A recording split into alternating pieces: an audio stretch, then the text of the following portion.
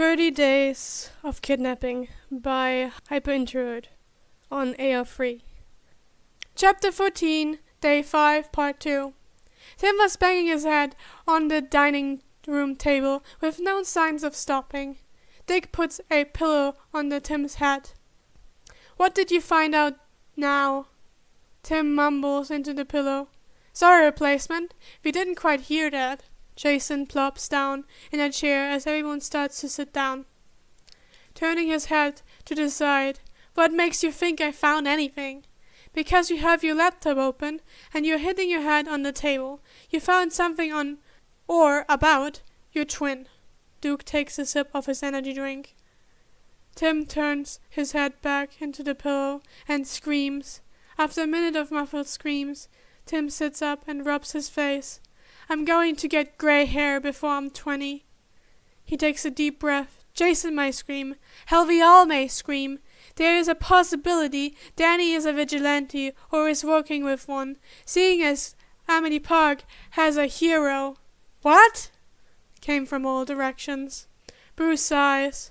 "There is no hero/vigilante or anything in Amity Park. We would know if there was one." "Apparently you're slacking." Tim crosses his arms. Amity Park is being attacked, maybe daily, by something that the locals are, Tim rubs his face, calling ghosts. Jason jumps up. "You're shitting me, replacement." "There is no way in hell." Tim sighs. I don't know if it's actual ghosts or if the people are just referring to them as such. Info is, I actually think there is something up with Amity Park's cyber life. Bruce bites his lips.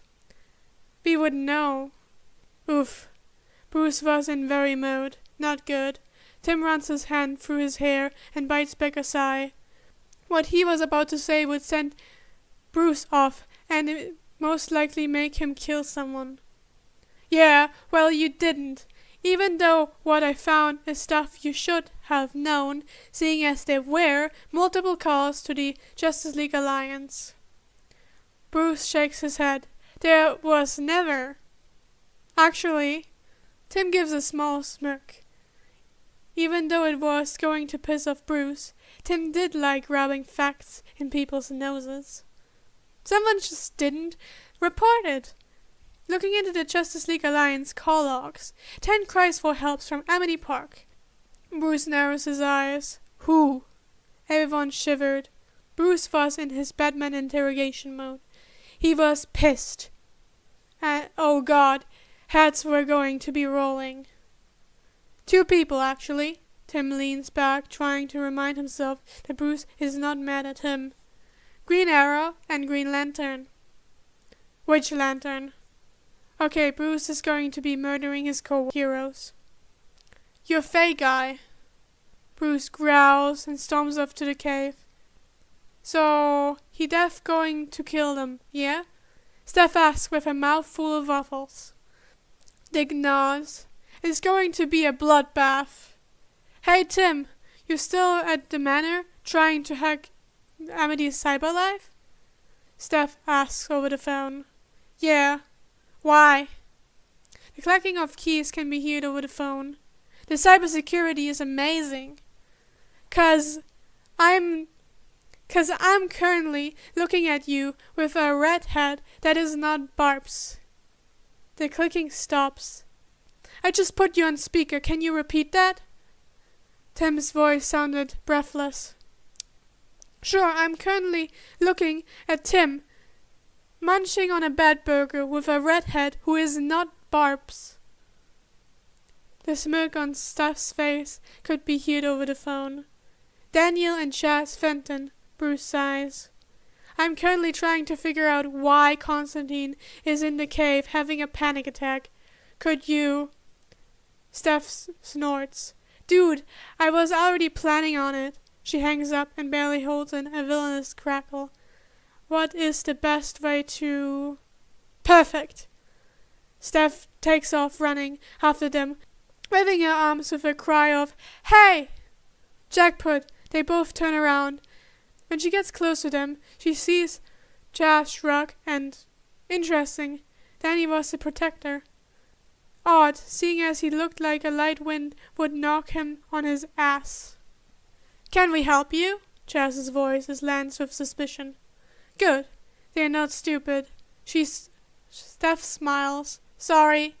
She needed to get them out of the hostile mode. Didn't mean to scare you. It's just you look so much like a friend of mine.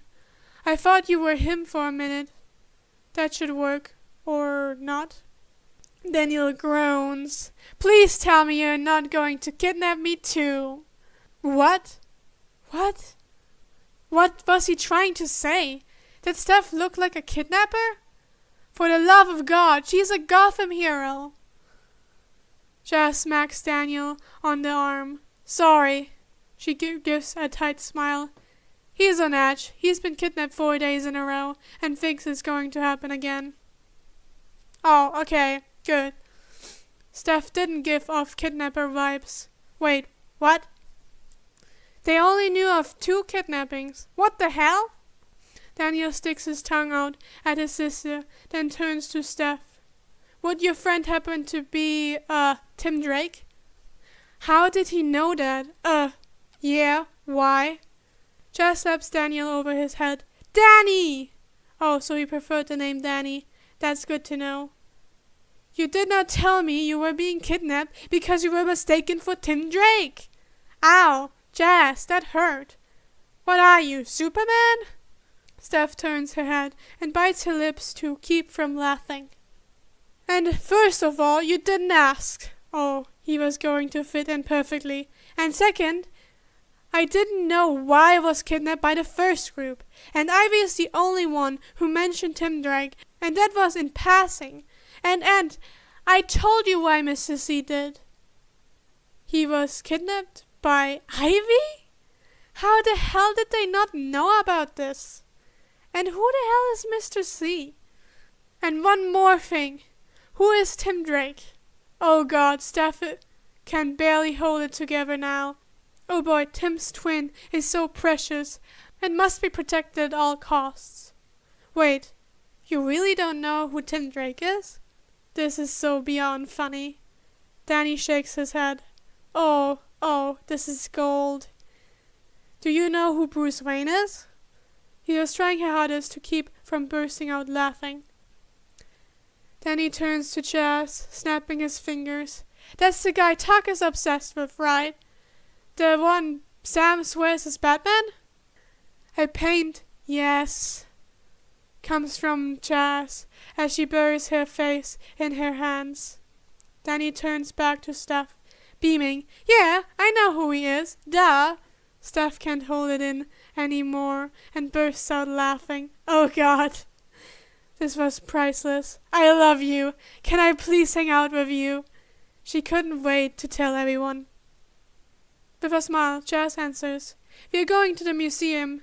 Maybe you can give us a tour. If it was the only way, Steph will give the best damn tour ever. Oh yeah, it will be fun. I'm Steph, by the way. She smiles as she extends her hand. Jazz doesn't even hesitate to shake her hand.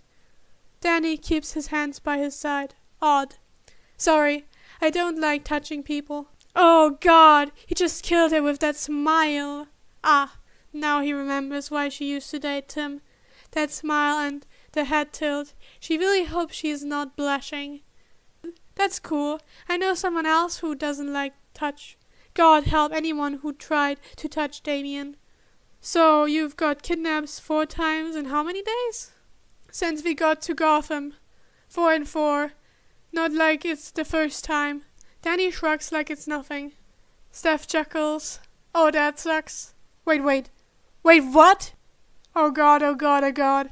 How was this possible? Danny has been kidnapped more than Tim, if he's telling the truth. Hell, more than any of them. Steph is interrupted from her inner freak-out by Danny groaning. Right, she was supposed to be giving them a tour. Why did we come here? It's so boring. Well, Danny was definitely dramatic. He and Jason would probably get along. That might not be a good thing. If you even think about banging your head on anything in here, I will end you. Oh, that was impressive. Jazz didn't even turn away from the statue, and just how much authority did she have over Danny? Seeing as he stopped mid-headbang. Tim was right. Jazz was more like a parent than a sister. Letting out a small chuckle. Oh, I like you, Jazz. That was impressive. They would fit in perfectly with the family. Steph turned to Danny. And you do know you can make noise and touch some of the works, right? Maybe he just didn't see the sign. Tim missed some pretty obvious stuff sometimes too. Danny throws his hands in the air and huffs. Oh, now you tell me! Steph starts giggling. Oh God, Tim's twin is a riot. He acts like a mix between Tim and Jason. Don't worry, Danny. We will go to Bad Burger after. The laughter in Jazz's voice could be heard from miles. Danny scoffs. Oh, that was a good scoff. Could pass as one of Damien's. I'd rather go to the cemetery. What? With her eyes raised. Why? Interesting. Why did they both tense? If Steph wasn't trained by Batman, she wouldn't have even noticed it. Danny blurts out, the food is better. What? That was a restaurant in their hometown? No. If it was, they wouldn't be ready to run away. Ignore him. He's an idiot and stressed. Jazz gives her a, please let's go to another topic, smile. So, you were going to give us a tour? They were hiding something. Steph could only hope it wasn't anything bad. Yeah, let's get started. Wow, you got to admit, you make something as boring as a museum seem fun. Steph beams at Danny's compliment. Though why did he sound so off? Sneaking a glance at him, why was he so tense? Thanks, I don't like boring stuff either, so I always try to make it fun. Steph smirks, thinking about all the patrol shenanigans. Plus, it always annoys my family. That was cute. Nothing was cuter than the twin looks of confusion on both their faces. Family? Jazz asks. With a chuckle, Steph explains. My friends that are basically family. Danny nods as if it made universal sense. Like Sam and Tuck. Ah, they had family, nice.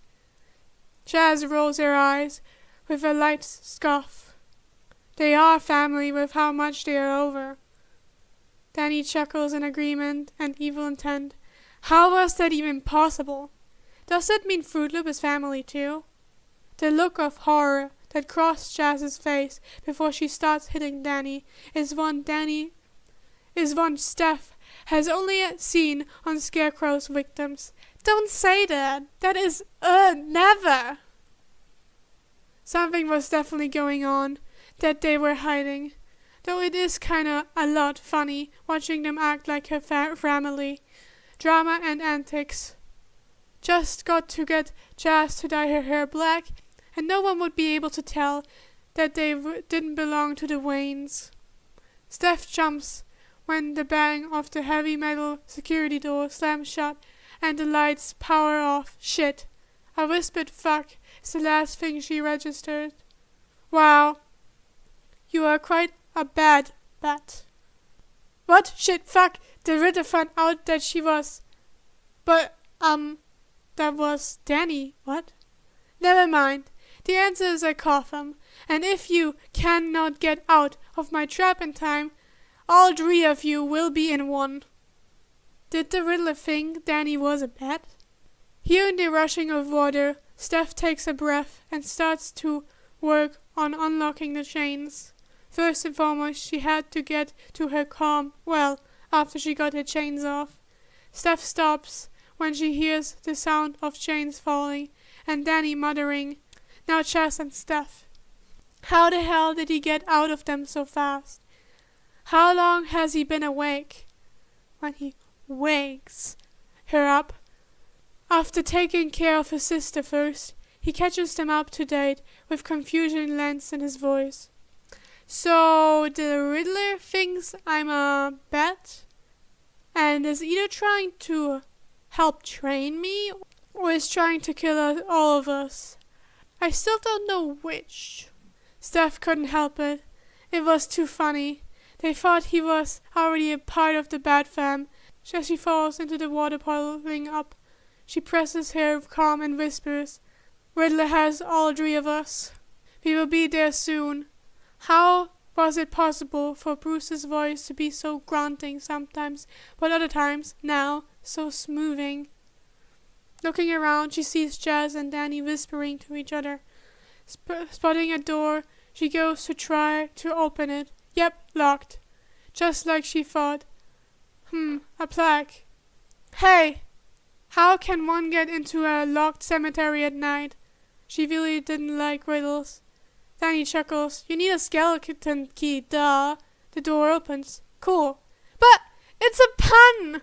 Why does Danny seem mad about that? Must be stressed. The Riddler does puns as well. Steph smiles as Jazz giggles at Danny's face. 30 minutes left. How was it possible for the Riddler to be even more annoying? "It's okay, Danny." Steph looks over at the Fentons. Jazz has her hand on Danny's shoulder. Poor kid. He looks like he's about to have a panic attack. "We are almost done." Still blows, Danny huffs. "Hey, on the bright side, when we make it out of here, we will be as smart as Batman." She chuckles, hoping to get Danny to relax some. Besides, Batman and the others should have been here ages ago, but for some reason her calm was glitching. Hopefully they get here soon. "Hey, ass!" Steph looks at Danny as he starts yelling at the speakers. "Ever thought about opening a legal non-killing escape room? You know, where people pay you to trap them." "Damn, that's a good idea. Why didn't any of them think about that? They should definitely get Riddler to do that. It would be fun. Oh, at the end, if the people finish in time, they will get a badge that says, 'I'm as smart as Batman.' Oh, that is brilliant." Steph is pulled from her thoughts by Jazz speaking. "I'm always around, but unseen. I'm often avoided, but never outrun. I could find you at the end of the road, or even the next corner. What am I? Batman? No, that can't be it. That's so easy." Danny was spouting a shit-eating smoke, while Jazz was giggling. "How?" "I can't think of anything." Steph blinks as they both answer death in sync. That was a bit creepy. More like really creepy. Very much creepy. Jazz heads to the door when they hear a click of a lock unlocking. Shaking her head, not it. Danny rubs his face. "I swear if this man does not open our Riddler escape room, I'ma kill him. He is so annoying. I'd rather deal with Boxy." Who the hell had a name like Boxy? Poor boy? Kid? Poor kid. Their parents must hate them. What was taking them so long? Steph wasn't getting any reply on the Morse code she sent. The water couldn't have messed the comm up, could it? "I have taken your idea into consideration, and if you can manage to escape in the next 5 minutes, I will give up the crime life and open my own non-lethal escape room." "Oh shit, that would be great, though now they only had 5 minutes to get out of the death room." Jazz came over, and they started to try to open everything, pressing all the buttons and hitting a lot of the crap. After a few minutes, Danny calls out, "Hey, I think I found the key." Steph groans when she sees a little skeleton key. "Why is he so lame?" Chuckling, Danny opens the door and immediately gets hit in the face by the door opening. Jazz gapes at when she sees Nightwing. "Oh, great, a fan of Dick's. Great going, you probably broke the poor kid's nose." Steph bites her lips. She almost slipped up and called Nightwing Dick. Fuck. She had to remind that even though she considered the Phantom siblings to be part of the family, it didn't mean they knew the family secret. Nightwing drops on his knee and starts to apologize. Danny rubs his nose. Not broken, but damn. His eyes widen and his breath leaves him as he scrambles away from Nightwing. Okay, going into a panic attack at seeing Nightwing was definitely a first. Maybe it was just the stress catching up to him? Jazz jumps in between them and pushes Nightwing away. Get out! Now! Steph looks at Nightwing, then to the door where the others were. Okay, good. She wasn't the only one who was confused. First, how the hell did Jazz manage to actually push Nightwing? And second, why did Danny have a panic attack over seeing Nightwing? What? Nightwing stood up and rubbed his chest. Jazz must have actually heard him. Oh shit, Jazz was scary. Steph didn't think Jazz could be scary if her life depended on it. Maybe she could only be scary if her brother's life depended on it. Her eyes were they glowing? No, it must be a trick of the light. I did not stutter. Get out! Leave! Piss off! Now! This girl must be made of some strong stuff to try to command Nightwing. Or any bat, really. Dick looks to Batman, and Bruce nods. Good. They needed to get Jazz and Danny to calm down. Unfortunately, that meant Dick had to go. Okay, I'm leaving. Nightwing slowly backs away from the fiery redhead. As soon as he is out of the room, Jazz turns and drops in front of Danny. She goes to grab his shoulder, but stops halfway and drops her hand before she starts calling his name. Steph steps out with Batman and the others. Why is he having a panic attack over seeing me? I'm the only bat that doesn't have people panicking. Nightwing was distressed. Steph shrugs. I don't know. He's been pretty chill today, a little stressed. Maybe you somehow reminded him of one of his kidnappers. Apparently, he's been kidnapped a lot. You found out a lot of info on them, didn't you? Batman asked. Yeah, Steph nods. I will tell you all later, but he's a cool guy. Red Robin crosses his arms. How many times has he been kidnapped? Steph shrugs. 5 cents being in Gotham, but a lot more since before Gotham. Batman sighs. Can we get a break? Oh, did you find out why Constantine was crying in the cave? Nightwing whispers. Oof, Dick was going to be mopping for a few days. That was always fun. All I can understand was scary eldritch being in Gotham. Batman takes a breath. Apparently it can be extremely dangerous if it wants to. Robin clears his throat. They're gone. What? Everyone runs to the room, and there is no Fentons. How did they get past us? Nightwing runs his hands through his hair. Maybe they picked up a trick or two from Phantom. Red Robin shrugs. Batman sighs. He's a meta. Or did everyone forget what Gordon told us? Fuck. Steph throws her feet on the debating table. And that is everything I think. How did we not know he was kidnapped by Ivy? And who is Mr. C and Boxy and Fruit Loop? Jason perks up at the distress in Bruce's voice. Who cares? I want to know why I sent him into a panic attack, Dick cries. Wait. Luke puts his hands up in a hold-on motion. How can Danny be a meta if Tim is not? Oh, that's easy. Tim drinks some of his coffee. Danny has been exposed to unknown chemicals all his life, affecting his DNA. Bruce huffs. It's late. I still have to chew Guy and Oliver out. He stands up. Do whatever. I'm going to be gone for a while. As soon as Bruce leaves, Cass pipes up. He shouldn't have said that. Jason crackles as Steph beams. Actually, I have an idea. Leaning on her elbow. A Riddler escape room.